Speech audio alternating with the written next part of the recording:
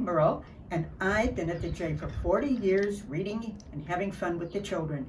And today I have the Big Orange Splot by Daniel Pinkwater. Mr. Plumbeam lived on a street where all the other houses were the same. He liked it that way, and so did everyone in the street. This is a neat street, they would say. Then one day, a seagull flew over Mr. Plumbeam's street. He was carrying a big can of orange paint. Nobody knows why. And he dropped that paint. Nobody knows why. Right over Mr. Plumbeam's house. It made a big orange spot on Mr. Plumbeam's house. Ooh, too bad, everyone said. You'll have to paint your house again. I suppose I will, said Mr. Plumbeam, but he didn't start painting very fast. He looked at that big orange spot for a long time, and then he went about his own business.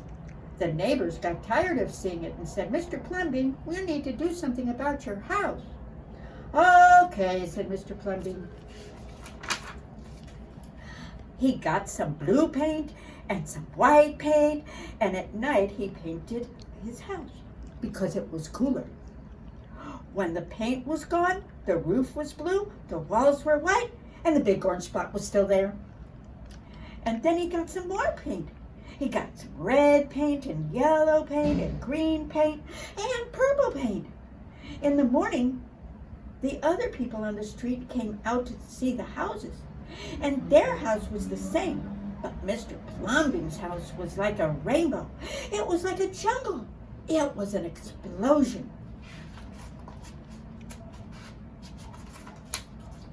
There was a big orange spot, and there were little orange spots. There was the stripes, and there were pictures of elephants and lions and pretty girls and steam shovels. The people said, Mr.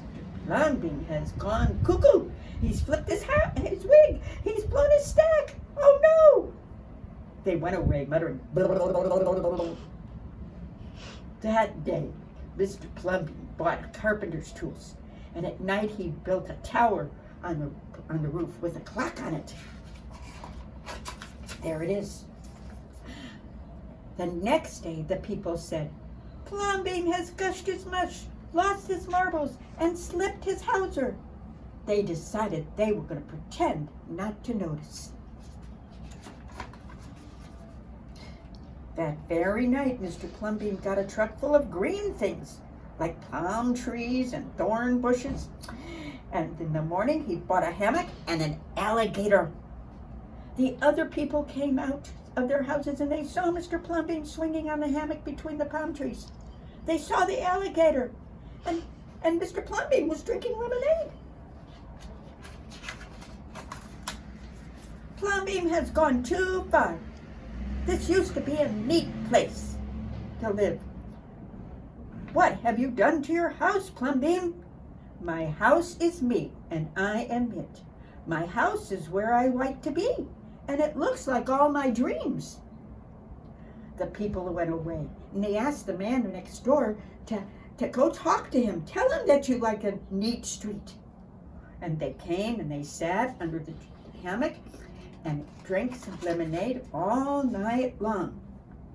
And when they were finished, the man next door got some paint and made his house of dreams. Look, what do you think his house was full of dreams? He likes to be a captain of a ship. Each night, someone else came to next door. Neighbors all came to talk to Mr. Plumbeam. And when they were done, they all had beautiful dreams. Look, there's one dream, there's another dream. Oh, somebody wants to live in a castle. Whenever a stranger came to the street of Mr. Plumbeam, they said, this is not a neat street. Then all the people would say, Our street is us, and we are it. Our street is where we like to be, and it looks like all our dreams.